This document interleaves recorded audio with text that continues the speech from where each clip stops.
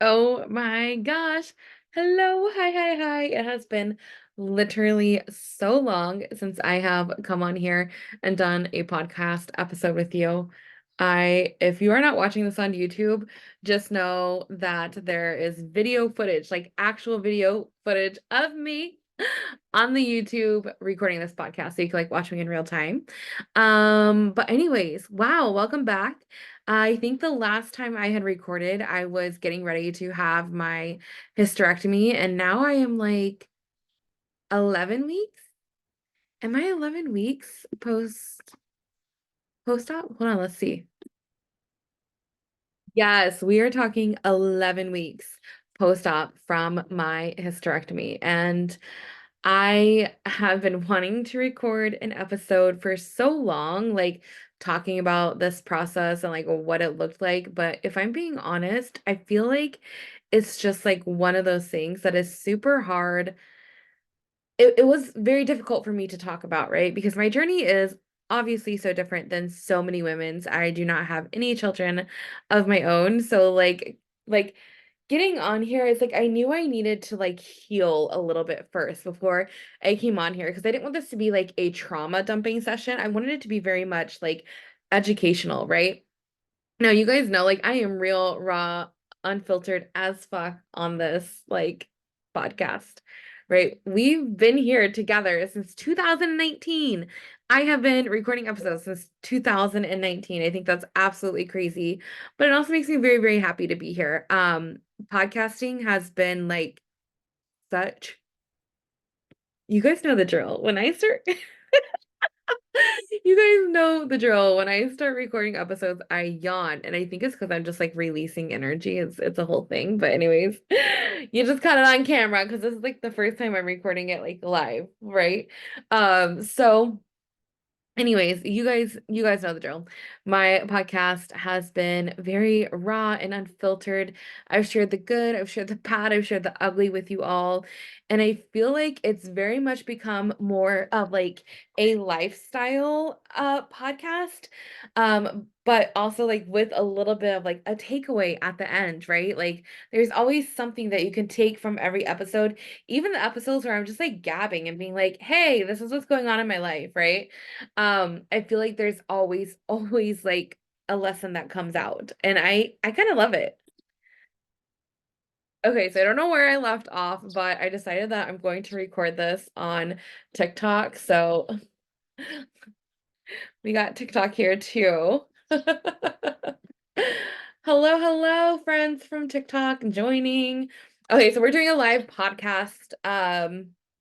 Recording on the TikTok. Okay, so back to what I was talking about was that I am 11 weeks post-op from my hysterectomy, and it was actually really crazy because as someone who is like very much so open and so like honest and very like I don't know, I would say like real raw, authentic as fuck is what I talk about on my podcast, but like even just like in life in general, still sharing about like my hysterectomy and like my journey, it felt so raw.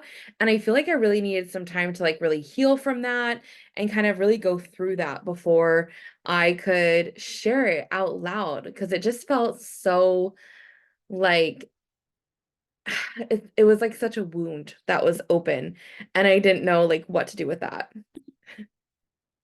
With me like recording this on TikTok, I'm like trying to manage them both. So, we're moving things around, we're getting it all situated. But I felt like I really needed some time to like go through and heal and grieve and not let it be so like online, right? Like I needed time to do that. Okay, so I really just needed time to like process, right? So, with that being said, I finally feel like I have healed enough to like come on here and talk about this. And what I really wanted to do was talk about the whole journey, what led me to get a hysterectomy, what led me to like even think about that. And I know I've shared a little bit on here about like what that process really looked like. It had been so long since I feel like I'd shared it like from start to finish, right? So as we're going through this, I'm just going to say like a trigger warning. I am going to be talking about infertility. I'm going to be talking about miscarriages, and just like overall health things. And what I'm going to do is share my story. Now, my story is not going to be your story. Your story is not going to be my story, right? And just because like I have these symptoms or I have these symptoms and all this stuff going on doesn't mean that your journey is going to look exactly the same. So I don't recommend you diagnosing yourself or anything like that. I definitely recommend going to a medical professional or even citing into my DMs and asking me questions if you want. And we'll kind of go from there. And then also, I want to like remind, uh, oh, someone said, what is this live about? Hi, hello, hello, hello. So I am doing a live podcast recording.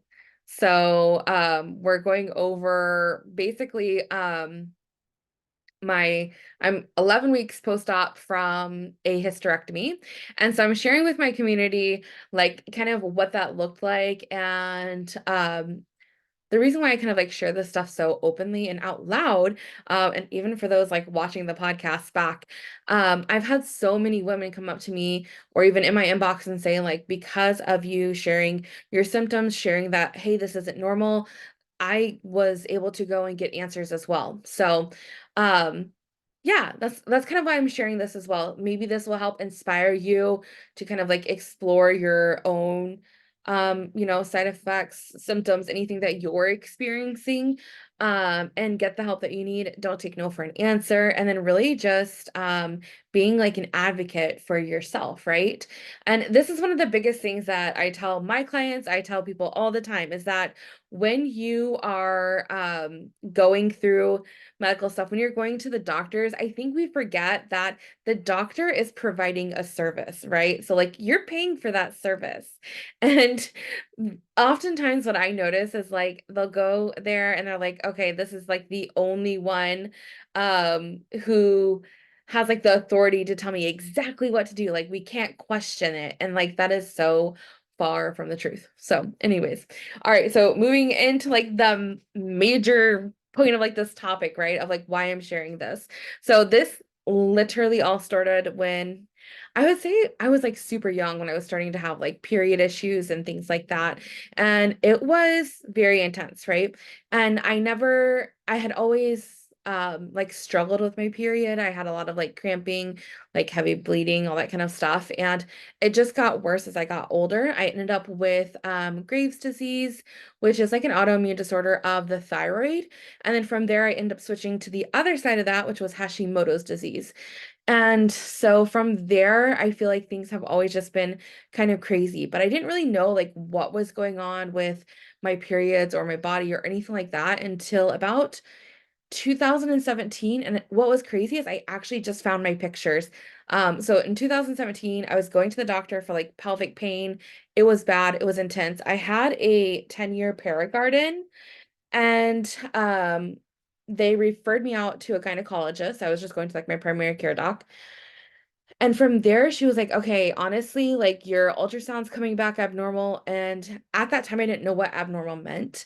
Um, I was a nurse, but I was only in pediatrics. So I didn't know too much about like OBGYN type of care. So I went and had a laparoscopic procedure done, and it's basically an exploratory procedure where they fill your abdomen up with gas and they look around like your uterus, your fallopian tubes, all that kind of stuff, and see what's going on there. And when they did that, they found out that I had endometriosis.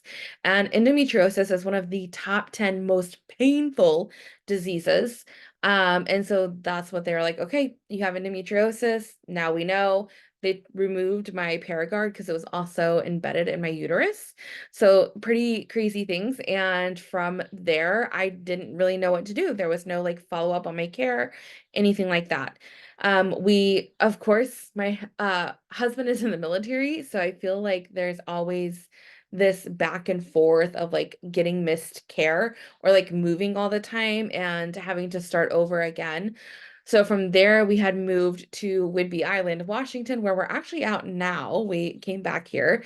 But we moved here, and I also started working with an OBGYN group, and I was a nurse there, and I was dealing with a lot of issues. I had went through my very first miscarriage, and then started care there, and very quickly was diagnosed with PCOS. And at the time all of this was happening, I was also dealing with like super bad thyroid issues. At one point, my TSH was like 95, and it's supposed to be between 1 and 4. So it was very, very like an intense time, dealing with like very irregular periods, very heavy bleeding, all this kind of stuff. So, definitely no stranger to the struggles when it comes to gynecological issues, right? And so eventually I ended up having another miscarriage. And at that time, we did an ultrasound, and sure enough, diagnosed with PCOS. I had like the perfect chain of pearls is what it looks like around my ovaries. And I was like, wow, it was so intense to see. So when you are diagnosed with PCOS, usually there has to be a couple things that come online, or like one or the other, right? So you'll see the chain of cyst around your ovaries on ultrasound.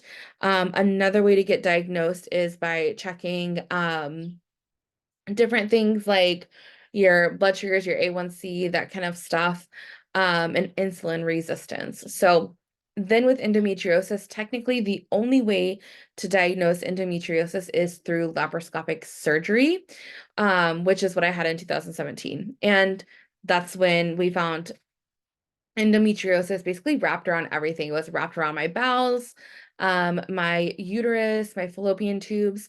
And what's really interesting about endometriosis is it is a full body disease.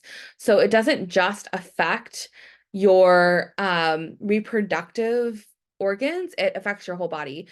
Endometriosis has been found in the thoracic cavity. It's been found in the brain, the lungs, all literally all over the body, and it is very, very, very painful. So, with that being said, again, I didn't do much management for that because I was just kind of managing it holistically for the most part. And then comes September 2020 when I again had another miscarriage. This was my third one at this point, and it hit me pretty hard. Pause for a little coffee break. If you're watching on TikTok and like you have any questions, feel free to like jot them down. Also, if you're listening to this podcast like on YouTube or on Spotify, Apple, whatever, definitely leave me a review if you could. And I will be getting to questions that were sent in at the end. I asked on social media, and a lot of people came up with some questions that they were wanting to know, like what's going on. And so I wrote those down. We'll be answering them at the end. Okay, so back to what I was saying. In September 2020, I had my third miscarriage. And at this point, we were in Fallon, Nevada, which is like a very rural area. And I knew from working in OBGYN for so long at that point, I think I had been there for about 4 years at this point, that I was like, okay, I know I need to go to the emergency room. I just want to make sure that I've passed everything. So I wanted to see if I could get an ultrasound done, because I didn't have primary care set up. And this was like in the middle of COVID, right? Like pretty much at the very beginning of it, where people were just kind of like learning more about it, right? Because it started in March 2020, and this was like in September 2020. So, anyways, went to the emergency room. They completely ignored me, and my symptoms and my pain and everything like that. And they were just like, yeah, there's nothing we can do for you. Your HCG is going down, so get over it, basically. I followed up with primary care, or actually, I followed up with a gynecologist. And this was because I was still having extremely heavy bleeding, and I've been bleeding for like a month at this point, nonstop, every single day. And it was pretty intense. It was pretty crazy. I remember being like very frustrated about like what was going on and how I was feeling. And then I went to the gynecologist, and basically she told me that um there's nothing she could do for me unless I wanted birth control, because the reason why I'm bleeding is because of my fluffy tummy. And if there's anything that we know about gynecological issues, is that correlation does not equal causation. So like my fluffy tummy could correlate with heavy bleeding. I still don't think so because when I was doing more research about this, like there was no actual medical journals that talked about that or like, peer-reviewed articles. So free to interpretation there, but also my fluffy tummy wouldn't cause that, right? So a couple things there that I was like, okay, super red flag. She was just so unwilling to help me. I kept bleeding, kept bleeding, kept bleeding, and I also was going through a lot of like thyroid issues at this time too. And the bleeding basically continued for years. And during this time, I was going to another like OBGYN in Reno, which is like an hour and a half drive. And basically she was like, at first she was really good. She was like, okay, let's see if we can get an ultrasound, find out what's going on. We got an ultrasound and she's like, okay, this is like pretty dangerous. Like your endometrium is like very thick. This is not okay. Like, what's going on? She's like, I would love to do a DNC. She's like, and here are your options. You can do a DNC, you can do an ablation, or you could be on birth control. And I didn't really know like what to do with this information. I was just like, wow, this is a little much and I don't know what to do. So I've kind of like thought it over for a long time and I was like, okay, well, we've increased my thyroid medication. My thyroid is like kind of leveling out. And I was like contemplating a DNC. Oh my gosh, my husband just joined. Hi, hubby. What are you doing? That's so funny. I'm actually gonna pause it. Okay, so if you were on TikTok watching that, you're gonna have to comment because my husband just came on TikTok live and watched or like came on like as a guest and we got to chat on TikTok live, which I think is so funny. Okay, so anyways, back to what I was talking about. Um, we kind of went back and forth of like what to do with the bleeding that was happening. Like nothing was working, nothing was making sense. And the only option she ever gave me was literally like a DNC, an ablation, or birth control. An ablation would mean that I would never ever be able to get pregnant. And if I did get pregnant, I would have to go through an abortion because it would be so dangerous. Like the possibility of carrying a baby to full term after an ablation is very, very slim, very dangerous to baby, very dangerous to mom. So I was like, okay, I don't think I want to go through this. Like, I don't think I want to do this at all. The ablation anyways. And so eventually I was like just so frustrated with my options. I told her, I was like, okay, well, she did tell me, she said that there was this one medication she could give me, and it was not birth control. And I could try it and see if it would slow down the bleeding. And if not, then I would need to go to the hospital and get a DNC. So I tried it. And when I got it, I was on vacation in Iowa to my family's house, and we went and picked up the medication, and I was like, are you shitting me? It was birth control. And I was so frustrated because I had discussed with her over and over and over again, like, I don't want to be on birth control. I don't like the way it makes me feel. I've been on birth control before. And if I'm being honest, it caused a lot of like suicidal ideation. It made me feel crazy. Like I just lost it, right? And it made me so upset that as a provider, she decided to completely like ignore my requests, my boundaries, and see if she could just like slide it in, you know? I'm like, wow, that's like really, I thought that that was so crazy that someone would do that. You know what I'm saying? So I got very upset about that. But I did try to take the progesterone and see if it would help me at all. And it didn't actually. I just kept bleeding through it. So um I did everything at this point. I started trying everything. Things like herbs. I was messing around with some pretty intense herbs, trying to see if that could stop the bleeding. I was talking with my friend who is an herbalist, and we created some more blends. And I just literally was doing everything I possibly could at this point to just stop the bleeding because it had been going on for about 3 years, pretty much nonstop. I was super anemic. And then I kept going back to my OBGYN to see, like, okay, is there anything else we can do? And eventually she just stopped returning my phone calls and didn't book me anymore. And I was like, that's just super frustrating. So I waited until I got here into Washington. And I got in with the original OBGYN group that I had been with, and I told her, like, hey, this is what's going on. Or actually, I missed a step. Okay. So my husband deployed, and I went and stayed with my sister down in or up in North Dakota. And at this time, I set up OBGYN care there because again, my bleeding became absolutely ridiculous. As I'm going through all of this, the only thing I could ever wear was actually period boxer underwear. It was insane. And I had to be like really careful. Like if I bend a certain way, I would just quite literally bleed out. It was the worst thing ever.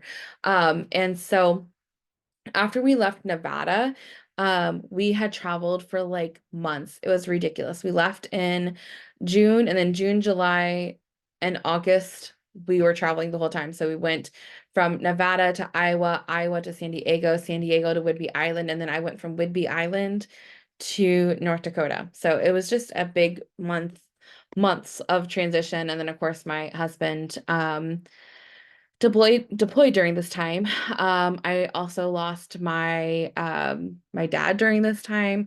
I lost my dog during this time, found out my mom had cancer during this time, and then eventually I set up care with another OBGYN, and from there we were actually able to get some really amazing answers. So she had offered me something called a hysteroscopy. And basically what a hysteroscopy it's an exploratory surgery where they go into my uterus and then they like kind of look around and see like what is going on here, right?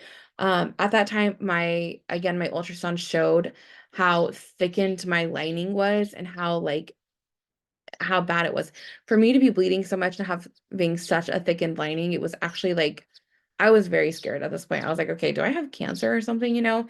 And even my provider was like, this is something that we're really gonna like look at because this isn't making sense, right? So when we did the hysteroscopy, we found out that the tissue in my uterus was I got diagnosed with adenomyosis. And adenomyosis is unfortunately uncurable unless you remove the uterus. So there is no curing adenomyosis. And I did have adenomyosis tissue inside my uterus. And basically what it means is that like the uterine muscle starts or the uterine lining starts growing into the uterine muscle. And they say like that it's not painful, but it just causes extremely heavy bleeding, clotting, and all that kind of stuff. Um, to me, I don't know if it was the adenomyosis that was painful or if it was just the endometriosis. So from there, when she did the hysteroscopy, she also did a D&C for me, and I saw some relief for a couple months, and I was like, oh my gosh, I was so frustrated at this point because I was like, if I had only gotten that in Nevada, maybe I would have felt better, right?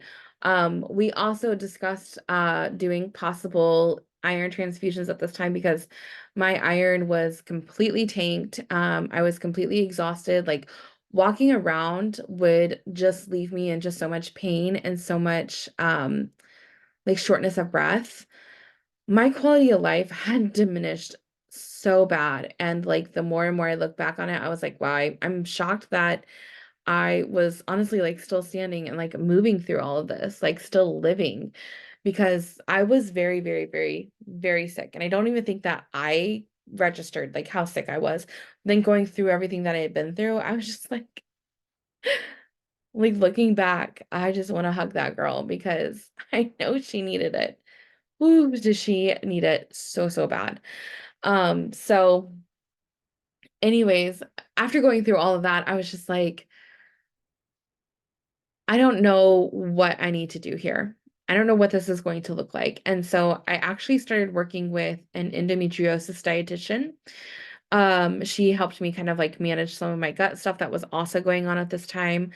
And also during this time, at one point, I went back to work with another dietitian, and she basically told me like, "Hey, I don't really deal with gynecological stuff. You need to also fix your trauma before you come back and see me." And I was like, "Oh." So I invested a whole bunch of money into coaching, hired a coach myself, and really like dived deep and dealt with some of, like past things that were coming up that were like weighing heavy on me that were so hard to like push through, right? Like some of like the deepest, darkest things that like you carry, and I brought that up and I put it to a head. I got it out of my body. I digested those emotions, right? And so with all that, I started working with this other dietitian. She has been great. She's helped me so much. And from there, I just was like, okay, I need to make some decisions, right? Like, am I ever going to be able to get pregnant?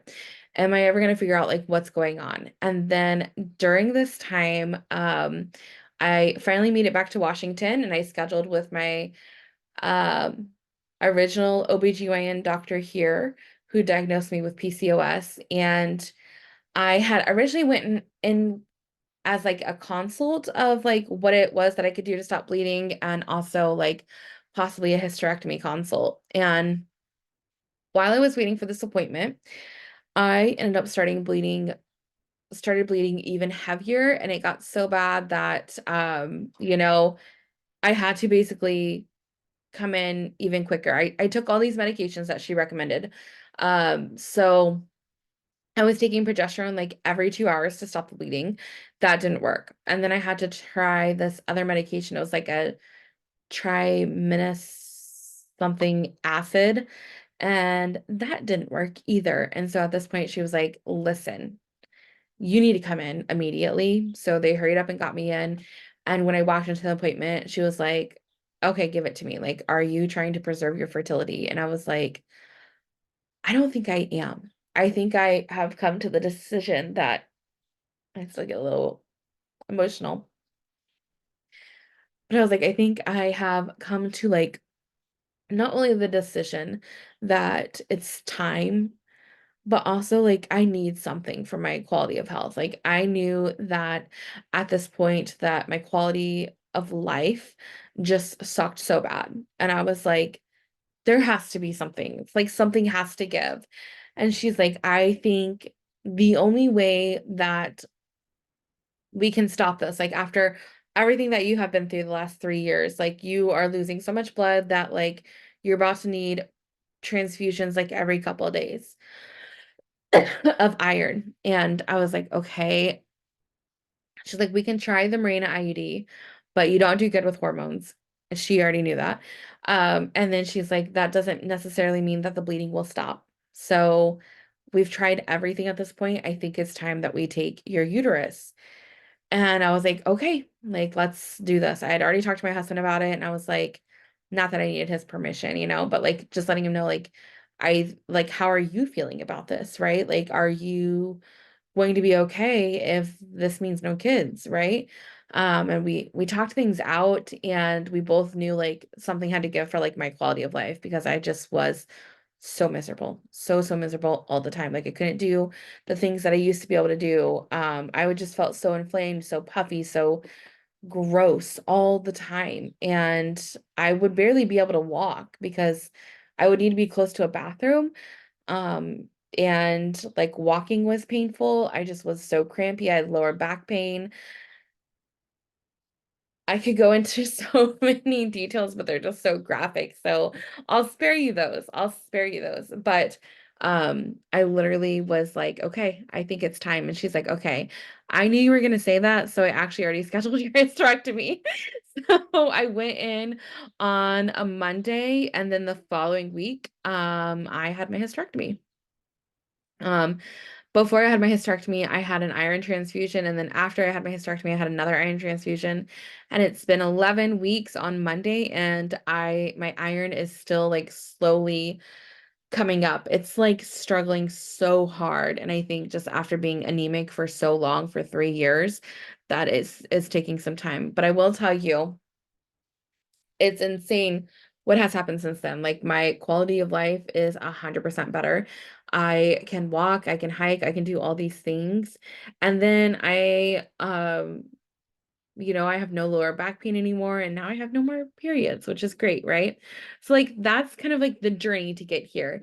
Now, let me tell you, the grieving that takes place like after you have something like this, after number one, you lose an organ is absolutely insane. Number two, after you basically have to grieve a life that you're never gonna have, right? Like you're never gonna have kids yourself.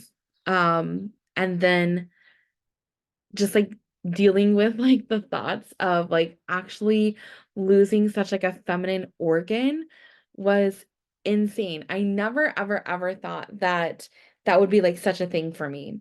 But it is, and it was so intense and it was so crazy. And like the first, I would say 3 weeks, I felt like a crazy person, right? And basically what happens is like when they take out your uterus, they and your fallopian tubes, it stops the blood flow on one side of your ovaries.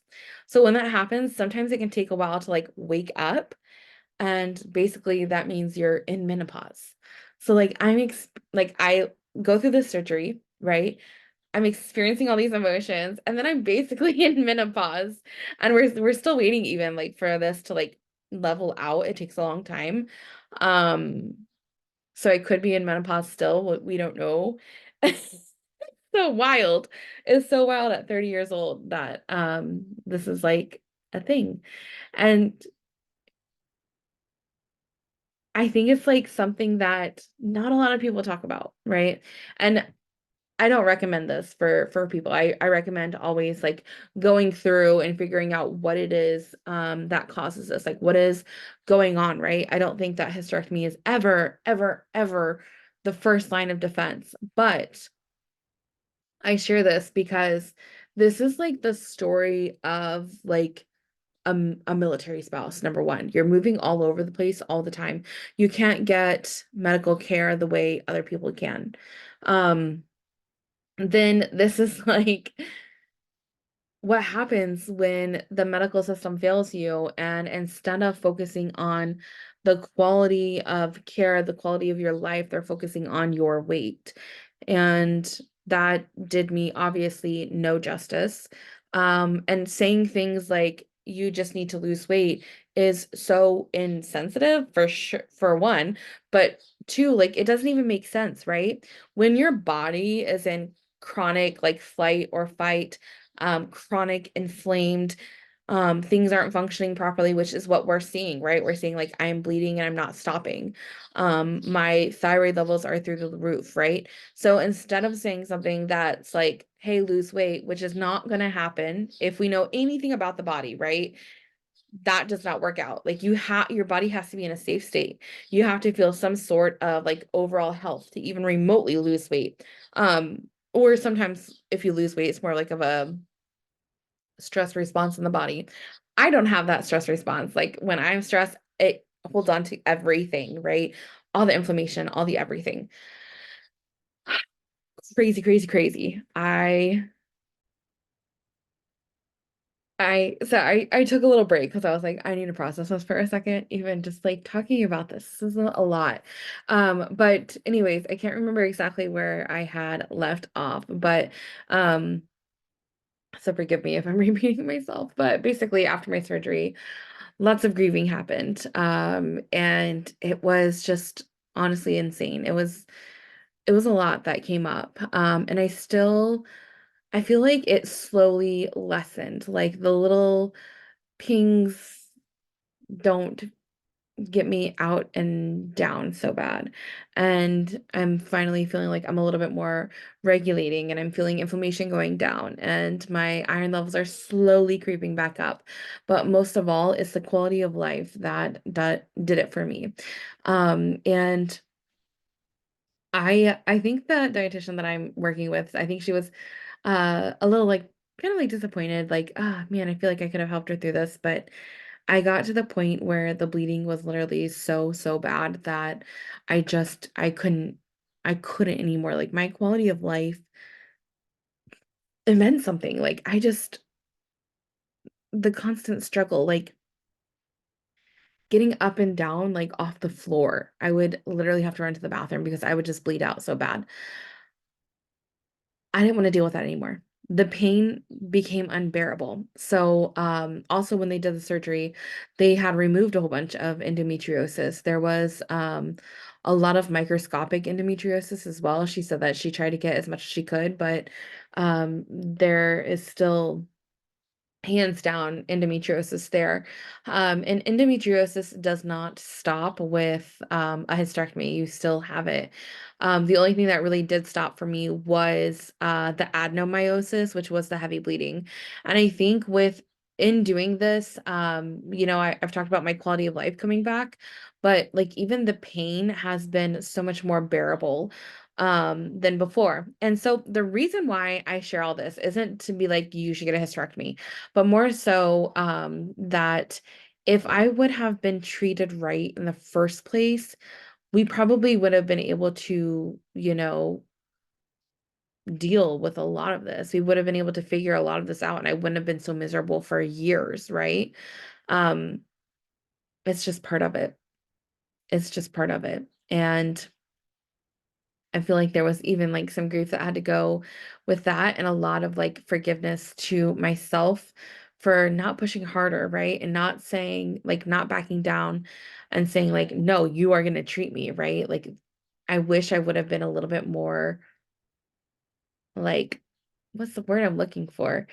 I wish I would have pushed harder for myself. I wish I would have been more of an advocate for myself. And so hindsight is 2020, but maybe in sharing this with you, this will lead you to start exploring answers. And that is the least I hope comes out of this. I hope that, you know, there you can have some hope. I hope that you can ask your doctor more questions. I hope you can just advocate for yourself and stop waiting to get seen if you're going through something similar. And just know like my inbox is open and I do one-on-one health consults with my clients all the time. And what that looks like too, even is really incredible to me. I wish I would have had this when I was going through this, and it is a consult where we dive deep into your health history, like what's going on with your digestion, what's going on with your reproductive system, what's going on like on I'm not even gonna cut that out because it's very much so like yawning is like me processing. So anyways, but going on like full body scale, right? And then from there I create a plan, a guide for you, if you will, that's going to go over like lifestyle, nutrition, supplementation, all these things. But then it's also going to tell you like questions that you can ask your doctor. Um I can hold your hand through these appointments like, one-on-one. I can, be there for you, make sense of your labs. I can help you ask for certain labs if you don't know what to ask for. So these are all ways that I can help you on your journey. So just something to kind of keep in mind. Now I'm going to go over like some of the questions that came into my inbox. So let me pause this and pull it up. So one of the questions I did get asked, which I thought was the sweetest thing, was if I'm okay, how am I truly doing? And that meant the world to me, so thank you to whoever asked that. I am doing okay. It's funny because I put up this question box probably like 4 weeks ago, and I just have not gotten around to it because I was having such a hard time. Like I kept wanting to sit down and record this, and then I was like, no, the timing's not right. It's not right yet. And so it took me a while to like come on here and talk about these things. I look back and I was like, man, I really wish I would have like vlogged this more, and shared this more. But what I have realized is that this wasn't content. This wasn't something that I went through to become famous or to grow a following or to even share with other people. Like this was something personal. And I think when you really share a lot of your life online, you feel a sort of pressure to show up, especially like in the type of work I do. But I think that was like one of the biggest things that I kind of was like proud of the most was that I let this be personal for me. And that was hard. It was hard not to just hop on stories and like share something, but then I was like, well, what is the point of me sharing this? And if it was for someone else, I was like, okay, then I just can hold off because this is my journey. Like I don't have to share every little piece. And then honestly, it was just I did not expect to grieve the way I did. Um, it was very, very, very intense. I have never like experienced emotions like that before. Um, and it was very, very tough. Um, I can't even like get into all of that because I know there's people that listen to this episode and I'm not trying to like be mean, but like I struggled so much because I am someone who is always there for everyone, night or day. Um, a lot of my friends, I'm always there for them. A lot of like people in my life, no matter what, I drop everything to be there for them. And when I was going through this and like now that I'm out of it, I'm like everybody has their shit, right? Everybody's going through things. So like, but when I was going through this, I felt so upset because like I was like, oh my gosh, this person didn't even check on me. Like they barely messaged me. And I've been able to like be on the other side of it now, like now that I'm out of it and be like, listen, Sarah, like everybody has their own stuff going on. Like you can't be so I was very like the word isn't full of myself, but almost like kind of feeling sorry for myself in a way. And add that on top of grief and stuff, it just felt so raw, very raw. But now I am doing okay. I feel so much better. There are days where I still very much so struggle with the fact that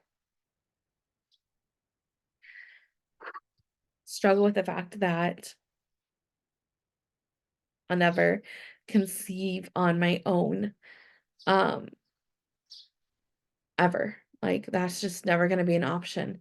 So if we do want kids, we will adopt or foster, and we both don't feel like, I mean, as of right now, like we both feel like that's not the right path for us. Um, but at the end of the day, me and my husband are both very happy with the decision I've made, and it's affected, the things that we've been able to do, and life has become a little bit more enjoyable. So I feel like I'm still going to be grieving this for a while. It's something that I don't think you just get over very easily. And when I had my 6-week post-op appointment, even my doctor was like, it takes a while and like be gentle on yourself and give yourself grace. And I was like, I found that to be very refreshing because I was like, yes, you are so right. I don't do enough of that. I very much so struggle with that. So it's definitely something I've been doing a lot of, while also tapping into like nervous system support and really like pouring into myself, being gentle, not overdoing it, still understanding that I am still healing even 11 weeks later. My levels are still like regulating out and things like that. So like as much as it seems like it was so long ago, it really wasn't that long ago.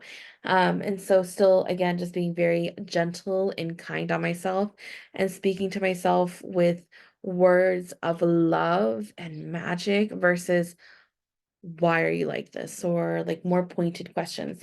So that was a really good question. I really appreciate you asking me that. Another question that I got was what did I do for like healing wise? And the biggest thing was I did take my pain meds, but leading up to the surgery I only had a week to prepare. And if I would have had longer, it would have looked a little bit different. But I made sure that I was really, really, really focusing on my diet, making sure I was eating a lot of like fibrous foods, very high in antioxidants, just making sure that I was really keeping my bowels moving, hydrating myself, and then also drinking my mineral mocktails every day. That helps with hydration even more. And that is what I also put in my hospital bag. So, um, I did stay the night over in the hospital, but not, let me go back. So, other things that I would recommend doing is number one, working with a coach one-on-one, before if you do a surgery like this, because they can help you like I should say a health coach. So someone like me, I can help you with like supplementation that you can take beforehand. And then also just kind of like, making sure that you're prepping your body. I tried to move my body the best I could before surgery. And then again, focusing on that hydration, the antioxidants, the fiber, making sure you're having very regular bowel movements before your surgery because your surgery you get a lot of medications, a lot of pain medications that will, um, one of the side effects is constipation from those. And when you are getting a hysterectomy, you do not want to strain on the toilet at all. So you definitely need to make sure that your bowels are moving properly.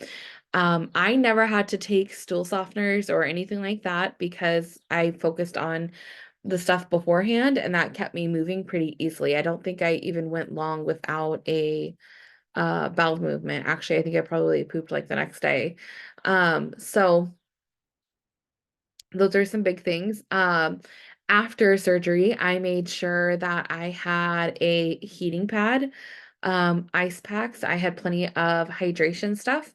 I did have mints and peppermint tea that helps with the bloating from surgery. Also ginger. I drink celery juice for inflammation. And then I also had a hysterectomy pillow that you could put an ice pack in and hold it over your abdomen. And that was great of getting like up and down out of bed, off the chair, things like that. I did get a brace, but I never used it, an abdominal brace. Also making sure that like you have some shows that you already know you're wanting to watch. Making sure that you have everything like kind of close by your bed or making sure that your husband knows like where things are. I also used an elevation pillow underneath my head and my feet. I kept my feet elevated too, but keeping my head elevated helped a little bit. So that way I wouldn't have to like lay all the way flat. Rolling side to side is very uncomfortable. I do not recommend it. So I actually like slept like this. I had pillows like all down my side. I had my feet elevated, my head elevated, and then my hysterectomy pillow on top. And that was so comfortable doing it that way. Um, I did take plenty of ibuprofen, and Tylenol in between doses of pain medication. The biggest thing for me was like I wanted to stay on top of my pain. I wanted to make sure that I wasn't like overdoing it at all. I wanted to be very gentle, but I still also got up and took walks around the house. And then eventually, I want to say like on day 5, I had finally got out of the house. So make sure you take your hysterectomy pillow with you to the hospital because you're going to want to use it like afterwards and all the way home. Um, yeah, let me find the other questions real quick. Okay, so another question was like, how did I get my provider to do the hysterectomy? Because this person's been trying to get a hysterectomy and their provider won't do it. For me, mine was a medical emergency. So like I went in on a Monday and then the next Monday had the hysterectomy. I was bleeding so bad. I had needed several iron transfusions. So it was a little bit different. We actually got insurance to um prior auth it right away and get the ball moving, which was pretty crazy. Um so I mean that was like my experience. What I would recommend is first off, reach out to me. Like let's book a session, let's get you some help. Second of all, I would have very honest conversations about why it is that you are wanting a hysterectomy with your OBGYN. And if they still say no, honestly, go find someone else because at the point of them saying no, you don't want to convince them because this is who you're going to be trusting to do your surgery, right? So like you want to make sure that you are going to have it done by someone who you can trust. Um so that's like kind of my biggest advice is if you have a provider that says no, go find a new one. That's such a red flag to me. Uh yeah, especially if you are someone who is dealing with a lot of issues and can't take birth control or doesn't want to take birth control, right? Like I get that. And you shouldn't have to. You should not have to um be told no, period. I mean, at the end of the day, that's what it is. Um, yeah. Anyways, I think that's all the questions that I have or that I'm going to answer today. But I just want to say thank you so much for being here. I know this episode was kind of long, kind of all over the place with me recording on TikTok too, but I definitely want to get back to podcasting more and sharing more with you all. That being said, I want to tell you guys about a couple things that have been happening, and I will do that on the next podcast episode. And hopefully I will be a little bit more regular on here showing up. But yeah, anyways, I love you all so much. Um, excuse me. I hope to see you guys soon. Leave a comment below, like, follow, subscribe to the podcast, and yeah, we'll talk again soon.